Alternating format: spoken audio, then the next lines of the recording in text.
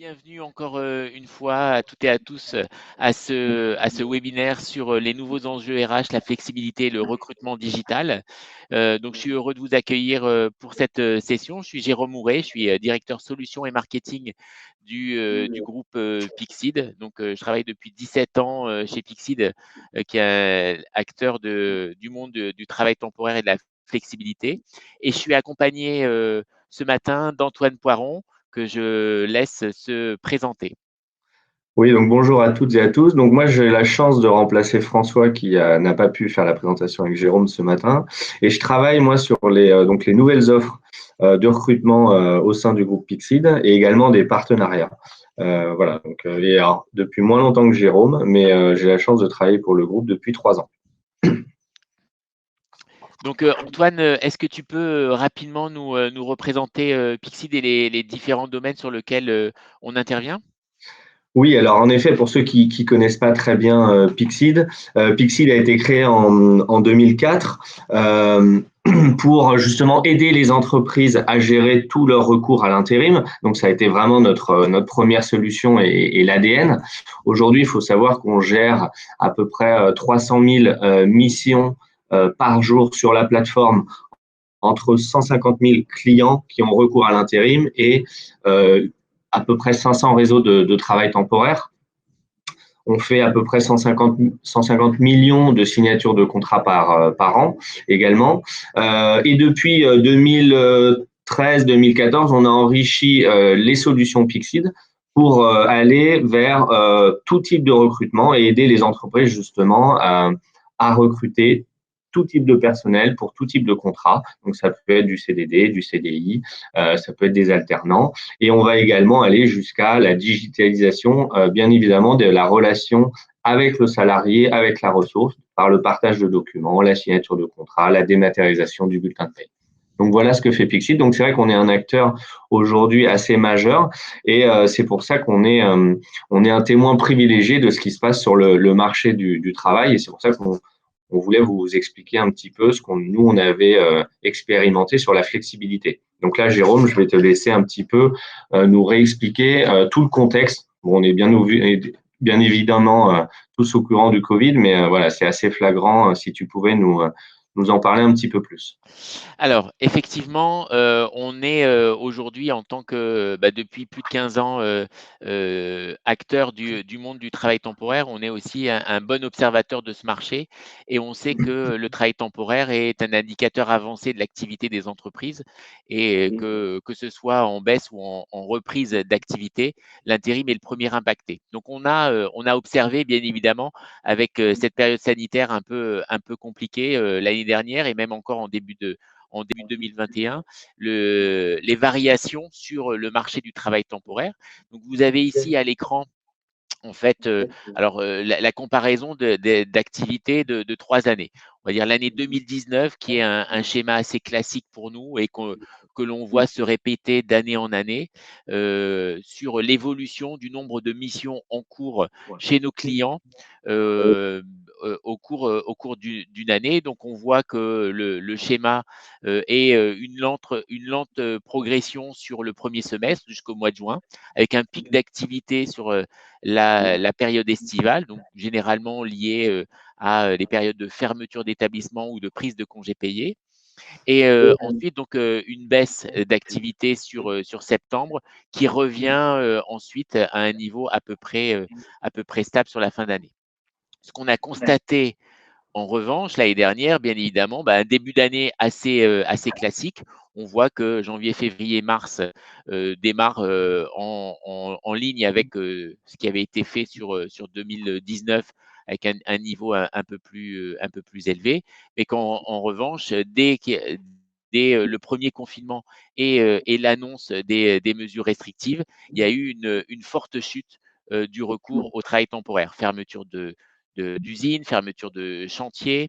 Et donc, tout ça a conduit à l'arrêt d'un certain nombre de missions d'intérim. Certains secteurs restaient bien évidemment actifs, mais ça a quand même conduit à une baisse de 50 voire plus % de l'activité. Après, la question était de savoir quelle forme la reprise de l'activité allait prendre. Alors, on parlait de reprise en U, reprise en V, reprise en W. Donc là, on est plutôt sur une reprise en U avec un plancher qui s'est à peu près maintenu sur les mois d'avril-mai. Et dès que les premières mesures de déconfinement ont été dictées, en fait, on a vu une reprise de l'activité avec toujours un petit pic quand même sur la période estivale. Et on a attendu, on va dire à peu près vraiment la fin de l'année pour revenir à un niveau comparable à 2019. Donc une année quand même qui a été un peu compliquée 2020. Et en revanche, on a vu sur 2021 une reprise plus forte, alors vraiment très forte, même au-delà de ce qu'on pouvait espérer sur le mois de janvier, avec déjà des niveaux de missions en cours euh, qui était de l'ordre de 200 000 missions et qui représente quand même un niveau supérieur on va dire, à l'activité classique de nos clients, parce qu'il y avait encore de l'incertitude. Début 2021, on n'était encore pas, on va dire, très au clair sur les mesures sanitaires, sur la vaccination, et donc l'incertitude dans les entreprises conduit à rechercher des solutions plutôt flexibles de recours à la main-d'œuvre. Et cette tendance, bah, elle est confirmée sur le premier semestre où on reprend, on va dire, le schéma à peu près classique avec notre pic estival. Et là aussi, après le mois d'août, alors une chute moins brutale que les années précédentes, c'est-à-dire que là aussi, on a un phénomène qui est ben, peut-être moins, enfin, un phénomène de rattrapage par rapport au retard pris sur les mois précédents. Et donc là aussi, ben, un recours plus fort qu'habituel sur les formes flexibles et une reprise de l'activité, on va dire là encore assez forte sur la rentrée depuis le mois de septembre. Donc ça, c'est, on va dire, en termes de nombre de missions et de volume de missions. Ce qu'on constate aussi, c'est que ça s'est accompagné d'une baisse, enfin, et d'une diminution de la durée moyenne des missions. C'est-à-dire que là aussi, plus l'incertitude est forte, plus la durée des missions est réduite, parce qu'on veut se donner la possibilité de mettre fin à ces missions assez rapidement. Donc là aussi, donc c'est quand même aujourd'hui un enjeu assez important pour les entreprises, parce qu'elles vont devoir bah, recruter certainement plus d'intérimaires, plus, on va dire, de ressources flexibles, et cela dans des délais un peu plus courts. Donc, est-ce que, Antoine, ce regain, on va dire, de flexibilité conduit à une rapidité plus grande dans les recrutements? Alors, ben, bien évidemment, hein, c'est assez logique. Juste pour compléter cette tendance que tu expliquais là sur 2020 avec une, comment dirais-je, une activité qui est repartie très fort, notamment sur l'emploi d'intérimaires. Quand on regarde aussi les chiffres sur les portails d'emploi, il y avait un nombre d'annonces également après confinement au mois de juin qui était pratiquement équivalent au nombre d'annonces d'emploi d'avant confinement et donc avant de mars 2020. Par contre, ce nombre d'annonces-là était concentré sur des profils très opérationnels et plutôt juniors et plutôt des contrats courts. Là aussi, CDD et très peu de CDI, d'emploi de cadre, de dirigeants, de ce genre de choses. Donc, c'est vraiment une tendance là sur cette partie opérationnelle pour pouvoir, comme tu disais, Jérôme, permettre à l'activité de repartir. Ben, quand on emploie donc plus de monde et des contrats courts, bien évidemment, il faut changer un petit peu le process parce que on a fait une étude l'année dernière avec un partenaire Acton où on a interviewé à peu près 500 entreprises clientes ou pas de Pixid, mais sur tout type de taille, donc ça va du grand compte jusqu'à la PME passant par l'ETI. On s'aperçoit là, donc là sur le graphe c'est assez visible, que plus de 50% des recrutements, peu importe le contrat, sont supérieurs à 3-4 semaines et voire plus d'un mois. Donc bien évidemment, quand on a besoin de réactivité pour dimensionner les équipes, eh ben, on ne peut pas se permettre de recruter un CDD pour une semaine et d'avoir un process de recrutement qui va durer 1 mois. Donc voilà, une grosse conséquence de cette flexibilité, c'est comment raccourcir ce délai moyen. Et ben donc, la plupart des sondés, de ceux qui ont répondu, pensent, donc 66% pensent qu'il faut réduire ce recrutement pour pouvoir justement être beaucoup plus réactif. Et donc là, comment on réduit ça? Il y a plusieurs solutions. Alors, on va commencer par justement sur la partie sourcing. Et donc aujourd'hui, les technologies sont beaucoup plus matures pour vous assister en fait à fluidifier, à accélérer ce processus. Ça commence par où est-ce qu'il faut aller chercher?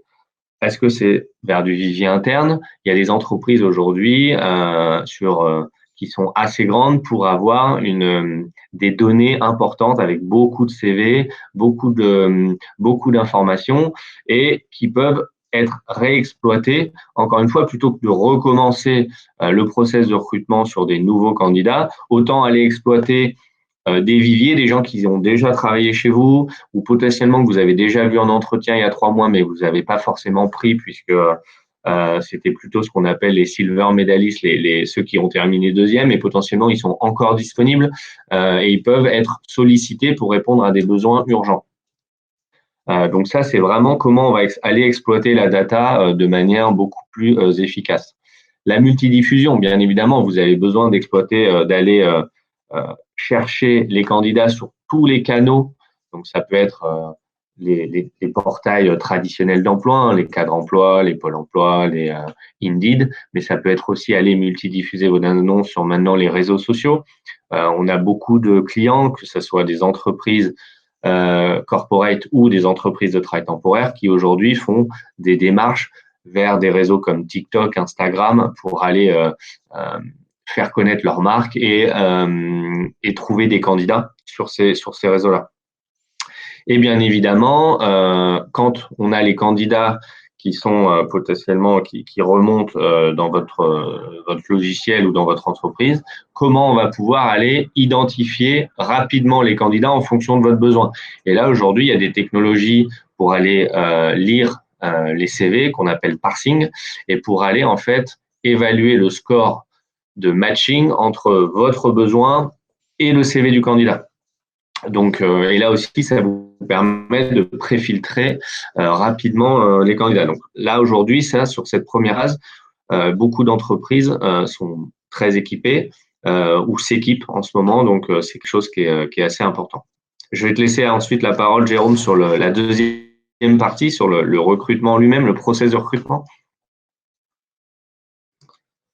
Alors, effectivement, une fois qu'on a identifié les candidats, Jérôme? on va passer dans la phase Allô? Oui? Est-ce que vous m'entendez? Oui, c'est bon. C'est bon? C'est bon.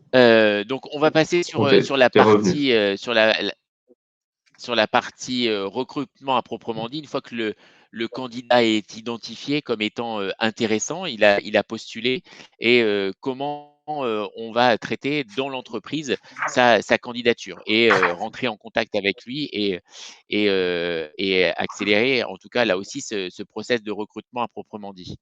Alors là aussi on sait qu'aujourd'hui la décision de recruter un candidat n'est généralement pas pris par cette décision n'est pas prise par une seule et unique personne, mais elle va faire intervenir plusieurs au sein de l'entreprise.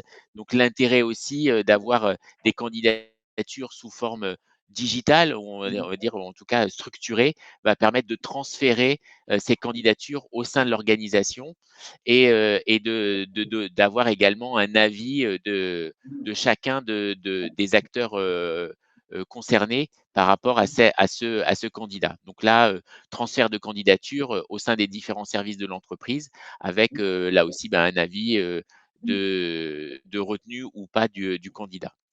Ce qui est important également dans le process de recrutement, et on verra après un peu plus tard avec Antoine, la communication ou en tout cas l'attitude du candidat lui-même dans le process de recrutement, c'est de rester en contact avec le candidat.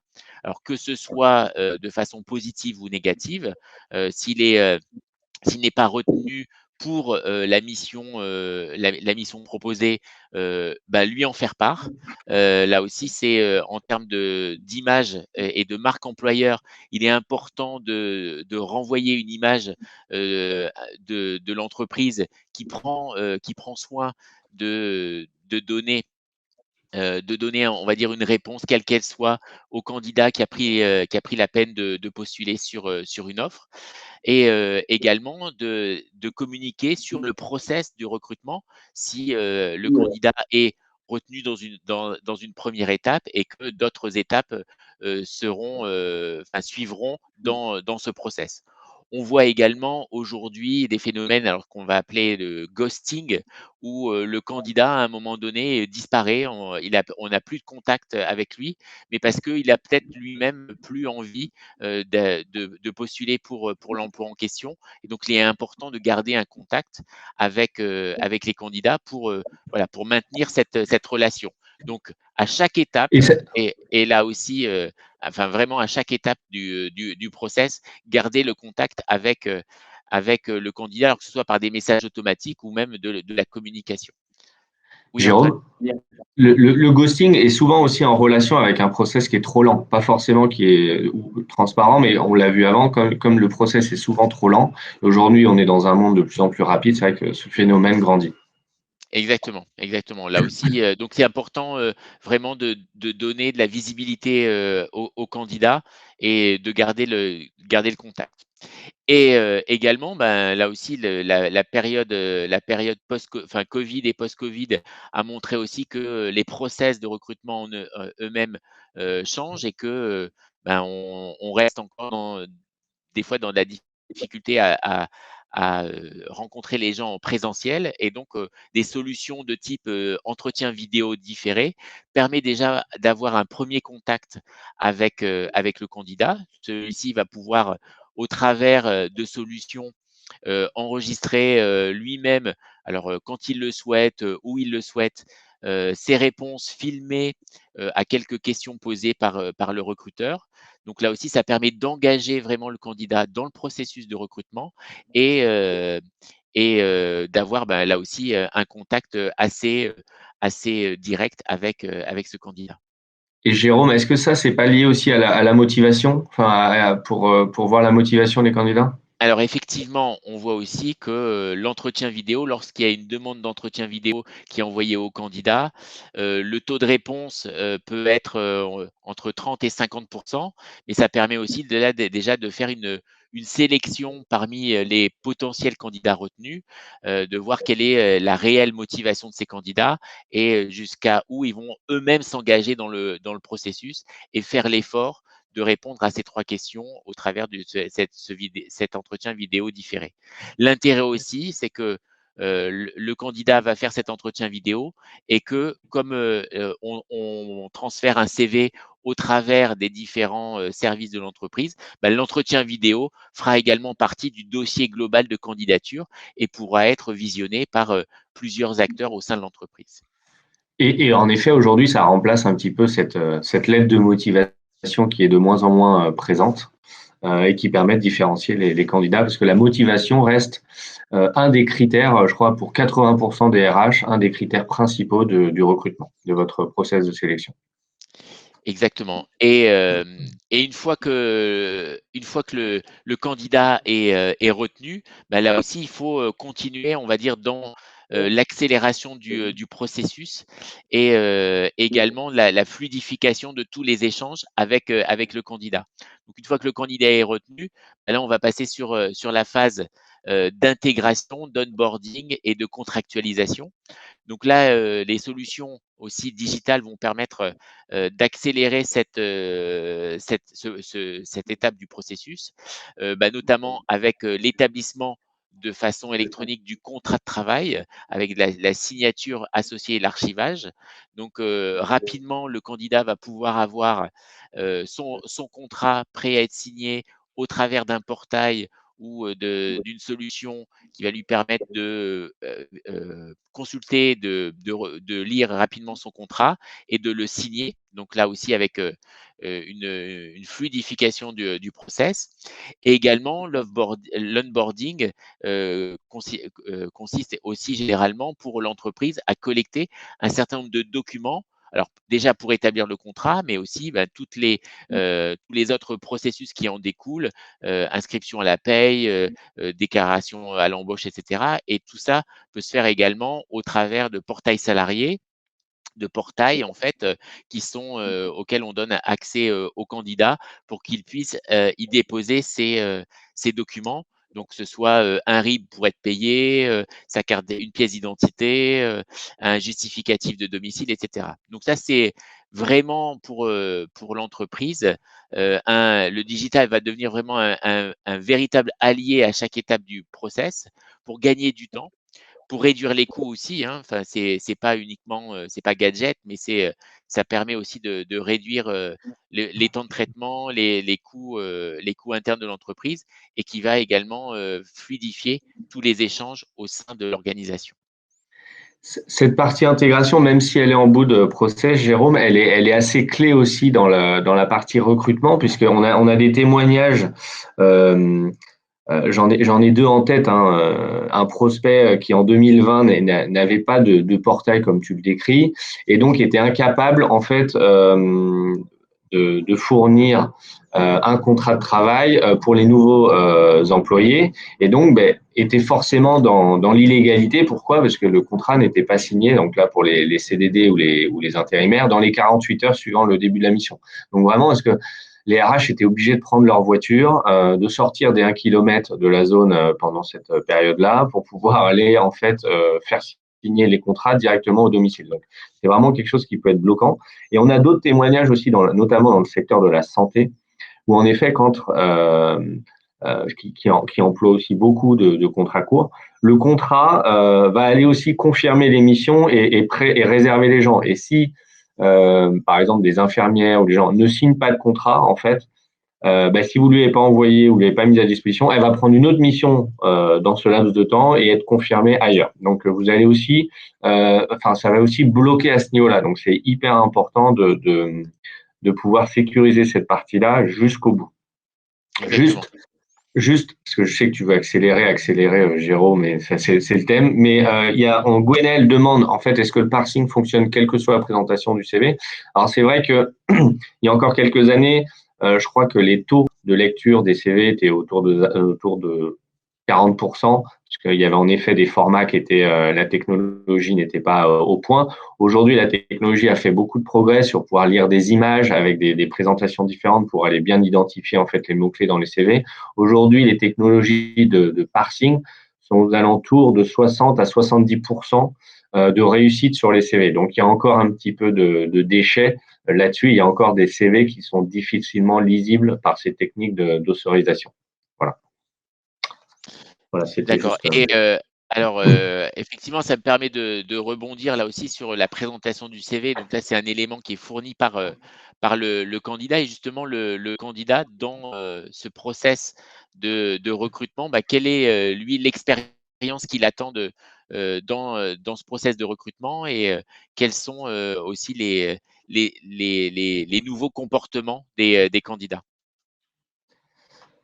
Bon, je suppose que tous ceux qui nous écoutent ce matin utilisent leur téléphone pour commander un VTC, pour commander à manger pour ce soir. On peut même réserver un docteur en ligne aujourd'hui. Enfin, aujourd'hui, vraiment, le smartphone est l'outil. Je crois que c'est la première chose qu'on fait le matin en se levant, c'est d'allumer, c'est de regarder son téléphone. La moyenne, le taux d'utilisation est de 3-4 heures dans la journée. Donc, bien évidemment, ça touche le monde du travail. Et pour faire simple, en fait, c'est le lien le plus court entre un recruteur et un candidat, c'est le téléphone. Donc, dans cette guerre des talents, là, où il faut aller vite et il faut proposer une expérience digitale, on s'aperçoit que aujourd'hui, le candidat, il est considéré comme un consommateur. Et donc, il y a beaucoup de techniques d'e-commerce qui sont utilisées. Et il y a beaucoup de gens aussi qui travaillent dans l'e-commerce hier et aujourd'hui sont dans des postes RH pour améliorer les techniques de sourcing au sein des entreprises de travail temporaire qui ont besoin justement d'aller identifier les bons candidats et d'aller les inciter à s'inscrire sur les portails. Et donc, toute cette nouvelle génération, mais bon, on dit que ça touche les générations, mais ça touche bien évidemment même nous qui sommes plus vieux, Jérôme, hein, aujourd'hui, on utilise notre téléphone pour tout. Donc, il faut vraiment, en fait, proposer tous les services que l'on vient de décrire à travers le mobile, c'est-à-dire aller pousser les offres pertinentes directement vers le candidat. Il ne faut pas attendre que les candidats voient l'offre, il faut aller justement leur pousser. Il faut gérer tout le process et donc la communication, comme tu le décrivais, à travers le smartphone. Pour aujourd'hui, à travers mon smartphone, je peux suivre mon colis de livraison Amazon exactement où il est, à quelle étape, quand est-ce qu'il rentre au hangar. Ben, c'est un petit peu pareil dans le process de sélection. Il faut savoir, j'en suis à l'entretien numéro 1, puis numéro 2, puis numéro 3. Il faut vraiment donner de la visibilité. Donc aujourd'hui, il y a beaucoup de technologies et d'applications qui répondent à ce besoin-là. Donc, faut savoir aussi que sur les offres d'emploi, 80% des offres d'emploi, et on parle des offres d'emploi de tout secteur, de tout niveau, de tout salaire, sont consultées à partir d'un smartphone. Voilà, donc c'est vraiment cette expérience digitale. Aujourd'hui, les portails d'emploi qui sont pas qui sont pas compatibles téléphone ne fonctionnent plus du tout. Donc aujourd'hui, toutes vos solutions, faut qu'elles soient compatibles pour être lisibles à partir d'un téléphone. Sinon, nous en tout cas en prospection et en clientèle, c'est vraiment le credo qui importe. Donc ça, c'est une première tendance de fond, notamment sur cette partie digitale. Et la deuxième tendance de fond, qu'on voit aussi un petit peu de moins en moins, c'est les entreprises avant étaient très silotées. Il y avait des équipes RH qui s'occupaient du recrutement des alternants. Il y avait des équipes RH qui s'occupaient de la gestion des intérimaires, de la gestion des CDD, la gestion des summer programmes, la gestion des CDI. Et on s'aperçoit qu'aujourd'hui, les entreprises ont besoin d'uniformiser les best practices, les meilleurs, à travers un outil. Pourquoi? Parce qu'en fait, aujourd'hui, ils ont besoin aussi d'une vision commune, d'une vision globale, d'un reporting global, et donc d'uniformiser ça. Donc c'est vrai qu'on a une tendance vers pas forcément utiliser forcément le même outil, mais au moins que les outils se parlent. Aujourd'hui, la technologie permet, avec les intégrations en API, d'être beaucoup plus synchronisée et de pouvoir faire passer les candidatures, comme le disait Jérôme, d'équipe vers équipe, et donc potentiellement recevoir des CV pour un CDI ou un CDD et l'utiliser pour une autre équipe RH qui a besoin de ce profil. Aujourd'hui, la technologie permet d'avoir une solution beaucoup plus collaborative et de partager la data, plutôt que les CV restent sur un bout de bureau en papier. Là, ça sert à rien et c'est pas exploitable. Donc, nous, ce qu'on voit, c'est que, et notamment par rapport au sondé de l'année dernière de la même étude, c'est qu'on s'aperçoit que une majorité, alors il y avait des opérationnels, des managers et des RH, mais une majorité des sondés voulaient en fait une organisation un peu unique pour tous ces contrats flexibles. Pourquoi? Parce que justement, comme on le décrivait, on peut réutiliser de la donnée, réutiliser des candidats pour une équipe, pour une autre typologie de contrat. L'objectif vraiment des managers, c'est de trouver le bon profil pour le bon besoin dans l'équipe. Peu importe si c'est un intérimaire, un CDD, un auto-entrepreneur ou un alternant. C'est vraiment ça les clés des entreprises, c'est pouvoir produire, servir le client. Et donc voilà, il y a moins ce dogme de contrat qu'il pouvait y avoir avant. Et nous, c'est ce qu'on appelle chez Pixil le TTL. Donc c'est un anglicisme, hein, ça s'appelle Total Talent Acquisition. Et je vois passer maintenant aussi de plus en plus des offres de Total Talent Acquisition Manager. Enfin, il y a aussi beaucoup d'offres maintenant de gens qui vont être en responsabilité de gérer tout le sourcing pour n'importe quelle typologie de contrat donc au sein de ces organisations. Est-ce que tu pourrais nous en dire plus justement sur cette uniformisation, Jérôme, que l'on voit sur le marché et notamment à travers la solution Pixil?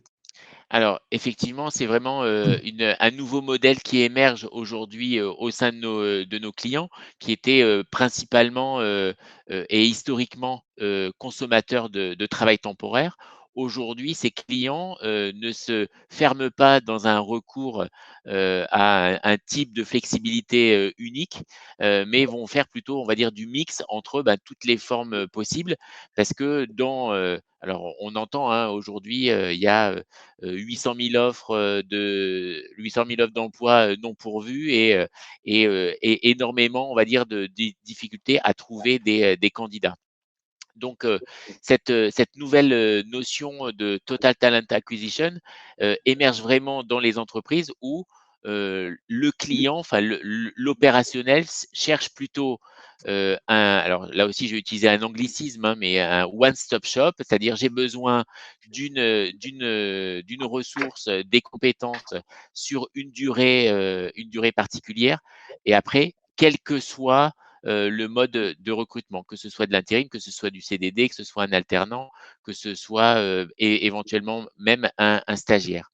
Et donc là, bah, on en profite pour faire un petit clin d'œil, on va dire, à notre président qui a été interviewé récemment sur le sujet sur BFM TV qui indiquait également que bah, c'était dans, dans le, dans l'optique de la transformation digitale des entreprises et que le service RH, ben, au travers de sa digitalisation, va aussi tendre vers ce Total Talent Acquisition et désiloter, comme tu l'as dit Antoine, les pratiques et ouvrir beaucoup plus fortement les possibilités de recrutement à travers des différents types de formes flexibles de travail. Donc les contrats courts, où auparavant on avait des secteurs qui étaient très CDD, des secteurs très intérim. Aujourd'hui, alors il y a toujours, on va dire cette forme de on va dire d'habitude, mais elle tend à disparaître pour là bah, trouver plutôt la ressource qui est nécessaire. Alors, vous avez un petit bouton pour aller un petit peu plus loin sur ce sujet-là, un article qui est disponible sur le site pixit.fr. Donc, n'hésitez pas à cliquer sur ce lien pour aller voir après ce webinaire l'article en question et retrouver l'interview d'Étienne Colella. Mais ce principe là aussi euh, ben, tend vers l'uniformisation également des outils, où là, des outils différents pouvaient être en place pour gérer les différentes formes de contrats.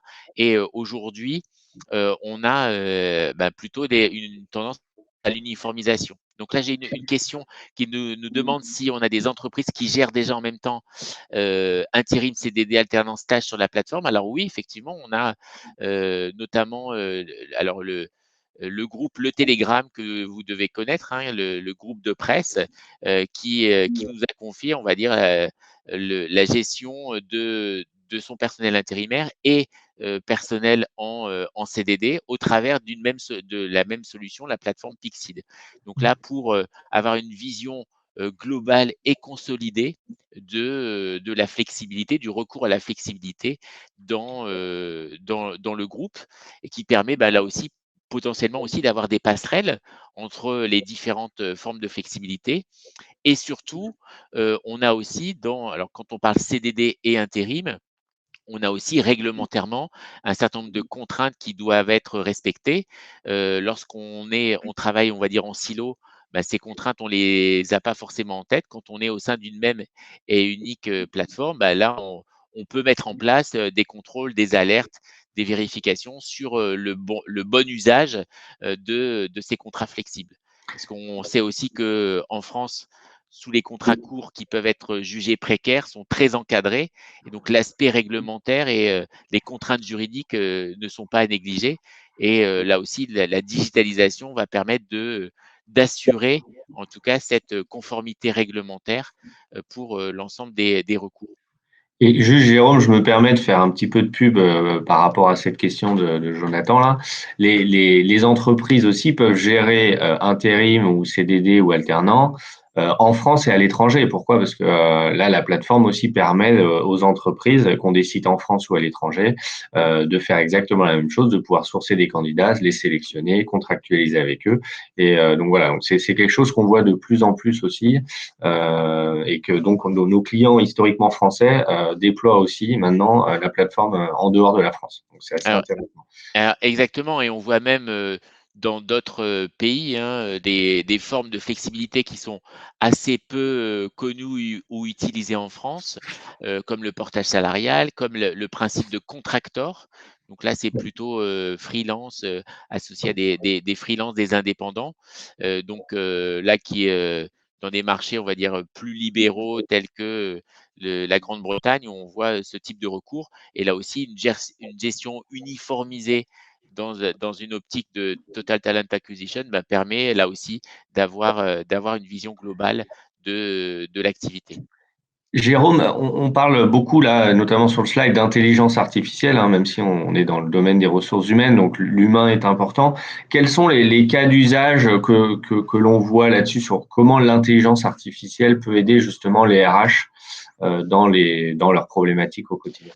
Alors, l'intelligence artificielle, elle peut intervenir à, diverses étapes du process. Alors dès la diffusion de l'offre d'emploi, par exemple, pour, choisir les bons sites d'emploi, et là l'analyse au travers du big data et de l'intelligence artificielle, va permettre d'orienter, on va dire, le recruteur vers les bons canaux de recrutement.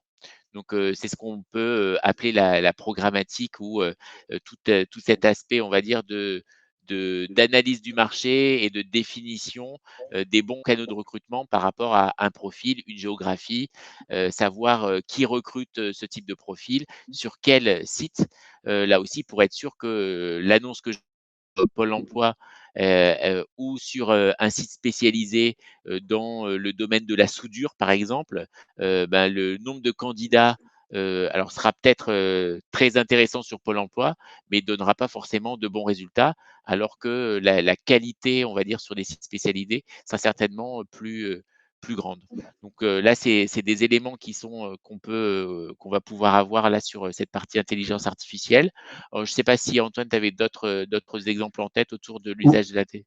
Oui, non, mais en fait, on en a déjà un petit peu parlé, mais c'est vrai que sur la partie, quand on reçoit 200 ou 300 ou 400 CV, l'intelligence artificielle, bon, on l'a déjà un peu expliqué, hein, va permettre d'identifier les 50 candidats dont le CV a le score le plus élevé avec votre besoin. Alors, c'est pas une certitude, hein, il faut quand même lire les autres CV parce que en plus d'une candidature, comme on l'a vu, il peut y avoir la motivation, la présentation, il y a des soft skills, hein, donc il faut bien évidemment continuer à faire des entretiens, potentiellement faire des vidéos différées comme on l'a vu pour évaluer la motivation.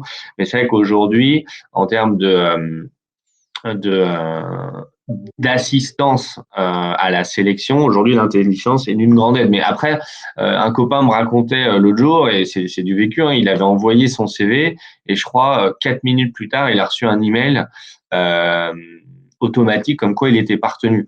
Bon, il se doute bien, ça c'est des effets un peu pervers, que la personne en face avait pas forcément pris le temps de lire le CV, potentiellement un mauvais score. Et donc là, ça peut être aussi une des raisons que le parsing a été mal fait. Et donc, il avait été éliminé. Donc, il a appelé la personne en disant, mais est-ce que vous avez au moins lu le CV? Et donc, en effet, elle n'avait pas forcément pris le temps de lire le CV. Donc, voilà, l'intelligence ne fera pas tout, bien évidemment. Donc, voilà. Ensuite, Jérôme, Alors, vous allez nous parler, oui. Alors là, c'est plutôt en conclusion, hein. En conclusion, on voit que, la situation sanitaire de 2020, a accéléré vraiment la transformation digitale, des services RH. Alors c'était déjà, une tendance qui était observée, mais elle a vraiment été accélérée par cette situation sanitaire, et que, certains services RH ont été un peu obligés et l'ont fait un peu à marche forcée du fait de la situation. Mais, ce changement-là, on sait très bien également qu'on ne va pas y faire, on va pas faire demi-tour, et aujourd'hui, tout ce qui a été, mis en place, va pas être d'effet au profit d'un retour à une situation quasi identique à la situation précédente. Donc, ce changement est vraiment profond et ça a permis aussi de lever un certain nombre de freins psychologiques. Les entreprises qui n'étaient pas ou peu équipées ont pu aussi constater un certain nombre de bénéfices à cette digitalisation de leur activité et on voit que c'est dans la continuité de la sphère personnelle, hein. Antoine, tout à l'heure, tu nous disais que on fait aujourd'hui on peut à peu près tout faire au travers de son smartphone. Aujourd'hui, le candidat va postuler, va répondre, va faire éventuellement son entretien vidéo depuis son smartphone, mais le recruteur aussi va faire énormément d'actions et le service RH va faire également une grande part de son activité au travers de solutions digitales. Et même au sein de Pixid, hein, on a recruté des nouveaux collaborateurs durant cette période sans les avoir rencontrés. Donc voilà, ça aurait été impensable il y a 2 ans, mais aujourd'hui, en effet, on recrute sans avoir recruté le candidat Voilà et physiquement. exactement et ce qui permet aussi, là pour les entreprises, d'accélérer ce process, le fait de la digitalisation de leur activité et éventuellement, peut-être d'aller encore plus loin. Donc, on parlait tout à l'heure d'intelligence artificielle. Après, c'est de dire, jusqu'à quand, enfin jusqu'à quel stade, à quel point on va, laisser la machine faire à la place du recruteur ou à la place du service RH. La position chez Pixit, c'est de dire on reste quand même, il reste quand même une part d'humain et on n'achète pas, et ça c'est un peu notre créneau, notre credo aussi depuis plus de 15 ans, hein, on n'achète pas de la main-d'œuvre acheter entre guillemets de la main-d'œuvre comme on achète des gommes et des crayons. Donc, même si c'est un processus d'achat quand on parle d'intérim, il faut que ça reste de l'humain. Il y a vraiment de l'humain à garder dans ce process. Donc, le recrutement 100% digital, il paraît un peu illusoire, même si certains font parfois des promesses de faciliter au travers des outils ce process de recrutement. C'est à un moment donné, il va falloir quand même être confronté au candidat, le rencontrer et l'évaluer pour pouvoir après contractualiser avec lui. Le parcours du candidat aussi, 100% digital, il a ses limites, bien évidemment. On voit que ça permet en tout cas d'accélérer la sélection parmi les candidats, mais une fois qu'on a un panel de candidats potentiels intéressants, là, on revient plus vers des méthodes qui peuvent être un peu plus traditionnelles et poursuivre le process en question.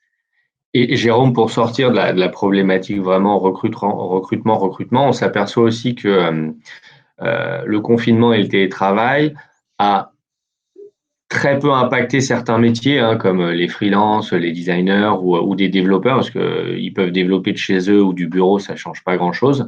Nous, il y a eu des études qui ont montré que la fonction RH a été la plus impactée durant le confinement. Et ça a engendré des burn-out, vraiment un peu du mal-être au quotidien pour les RH parce qu'ils n'étaient plus en capacité de pouvoir faire leur travail, notamment faire de la paye, on l'a expliqué, hein, faire les contrats, recruter sans outils. Et donc, c'est vraiment toute cette transformation digitale des RH, c'est vraiment aussi pour aider les RH à justement réduire toutes ces tâches à faible valeur ajoutée qui sont très chronophages, pas uniquement sur la partie recrutement, mais sur toutes les autres, hein, parce qu'on aurait pu parler de la démat du bulletin de paye, de la gestion administrative, enfin tout ce genre de choses, mais c'est vrai que le recrutement, là, c'était le sujet de ce matin. Mais voilà, les RH font partie des gens les plus impactés par le Covid et le confinement. Et donc, bien évidemment, ça a eu cet effet accélérateur sur tous les projets pour s'équiper de solutions et aider les RH à être vraiment maintenant une équipe qui aide la direction justement à aider l'entreprise à croître, à sourcer des candidats, à gérer la croissance et plus du tout uniquement des tâches administratives à faible valeur ajoutée. Donc voilà, donc c'est Alors, vraiment une tendance de fond. Alors pour appuyer effectivement, également ce que tu dis Antoine et pour boucler la boucle avec, le début de l'intervention sur, la baisse d'activité, la reprise d'activité, c'est de dire que là, les services RH sont vraiment l'allié, et le bras armé des services de production pour être en capacité de trouver les bons profils, les bonnes ressources, en situation de reprise d'activité. Parce que, sans main-d'œuvre, on va dire complémentaire, ben, en fait, l'activité reprend pas, au niveau attendu et fait, on va dire pâtir le chiffre d'affaires et le business de l'entreprise. Donc, c'est vraiment, dans ce sens-là où, toutes les solutions émergentes qu'on voit, aujourd'hui autour de autour des services RH, bah, c'est aussi pour, contribuer, on va dire, à la performance des entreprises et à leur capacité à rebondir en cas de baisse ou de reprise d'activité. On avait prévu 45 minutes de présentation pour vous partager justement toutes ces informations, toutes ces données, ces éléments-là. Et on avait également donc prévu à la fin 15 minutes de questions. Donc pour tous ceux, les nombreux participants ce matin, n'hésitez pas à poser vos questions. Alors on en a une complémentaire.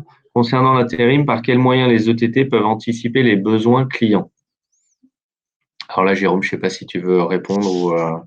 Alors l'anticipation, par les entreprises de travail temporaire, bah, généralement, elle se fait par, la constitution de viviers. C'est-à-dire que là aussi, les entreprises de travail temporaire, elles sont généralement, on va dire, en lien direct avec, avec leurs clients. Elles connaissent, la saisonnalité, éventuellement, par le biais de rendez-vous réguliers, avoir des prévisions de production et pouvoir anticiper les besoins, en personnel intérimaire ou même en CDD, CDI, hein. Aujourd'hui, l'agence d'intérim peut également, enfin, on parle même aujourd'hui d'agence d'emploi, hein. Donc elles vont pouvoir aider également leurs clients, dans les phases de recrutement et elles le font au travers de la constitution de vivier. Donc là, on sait, qu'on va arriver en période, bientôt, de fin d'année et tout le e-commerce va être fortement sollicité, toute, la chaîne logistique d'approvisionnement également. Donc là, il y a de l'anticipation côté agence d'intérim et constitution de vivier qui va permettre, bah, là, d'échanger, déjà en amont avec leurs clients un certain nombre de profils pour que lorsque le besoin sera, réel, eh bah, toute, la phase de présélection aura déjà été, anticipée et le client n'aura entre guillemets qu'à piocher dans le vivier, des candidats qui sont toujours disponibles parce que on a pu sélectionner des candidats, mais potentiellement, ils ne sont plus disponibles au moment où on en a besoin. Et donc là, permettre, bah, là aussi, de rapidement, staffer, les équipes qui sont, en manque de main-d'œuvre. Mais sur ce point, alors ça touche, là on parlait des intérêts, mais ça touche les RH au sein des entreprises, cette notion d'anticipation, puisque également dans le sondage qu'on avait fait l'année dernière, ce qui ressortait aussi, c'était que les RH étaient souvent informés trop tardivement d'un besoin, c'est-à-dire qu'en fait l'opérationnel disait le vendredi soir à 18h j'ai besoin de quelqu'un pour le lundi, alors que nous on le voit chez nos clients ou chez nos prospects, la problématique principale c'est justement comment on anticipe ces besoins et qu'on est informé le lundi et les RH ont plutôt 4 jours pour pouvoir trouver quelqu'un, ou comme tu le disais, on constituait déjà un vivier qui est présélectionné, où on connaît les disponibilités et qui pourra être utilisé en urgence ou pour des profils pénuriques qu'il faut chercher bien en amont pour pouvoir répondre aux besoins des entreprises. Et donc, c'est vraiment là où le vivier, il est clé et que les RH, il faut qu'ils aient du temps pour pouvoir justement constituer ce vivier, comprendre le besoin des opérationnels et identifier les bons candidats. Parce que le vendredi soir à 18h, pour quelqu'un le lundi matin, il n'y a pas de solution miracle aujourd'hui, ni l'intelligence artificielle, ni ça. Aujourd'hui, c'est très compliqué. Et j'ajouterais même que sur, ces candidats déjà présélectionnés et constituant le vivier, ben, là aussi, avoir, une capacité de les atteindre rapidement et là, on revient sur, notre, notre point du smartphone, hein, c'est aujourd'hui comment j'arrive à rapidement atteindre un candidat pour demander s'il est disponible, alors cet après-midi ou demain matin. Je lui envoie un SMS, je lui envoie un message sur WhatsApp. Certainement pas, je lui envoie un mail ou j'attends qu'il regarde sur son appli mobile parce que je lui ai posté une annonce. Donc là aussi, il est important d'avoir, on va dire, ce lien vraiment direct. Et là aussi, bah, des solutions existent comme nous, on peut les proposer chez Pixid pour envoyer directement un SMS au candidat pour lui demander êtes-vous disponible demain pour une mission de 2 jours avec telle condition et la capacité à répondre rapidement et donc là aussi apporter une certaine réactivité auprès des équipes. Eh bien, en tout cas, on vous remercie beaucoup pour votre attention, pour votre participation. Merci beaucoup. N'hésitez pas à revenir vers nous si vous avez des questions, si vous souhaitez approfondir certains sujets. Merci beaucoup. À très bientôt. Bonne journée.